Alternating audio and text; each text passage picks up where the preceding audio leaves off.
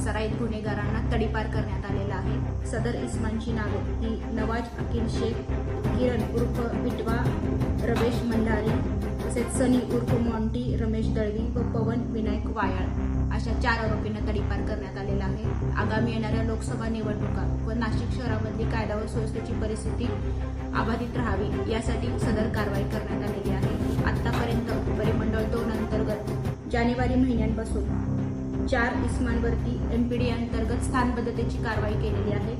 तसेच मोक्यान्वये 2 गुन्ह्यातील आरोपींवरती एकूण 18 आरोपींवरती मोक्याची कारवाई केली आलेली आहे आणि सदर तडीपारीच्या अनुषंगाने आतापर्यंत एकूण 18 आरोपींना परिमंडळ 2 मधून तडीपार करण्यात आलेला आहे। सदरची कारवाई ही अशीच पुढे चालू राहणार आहे।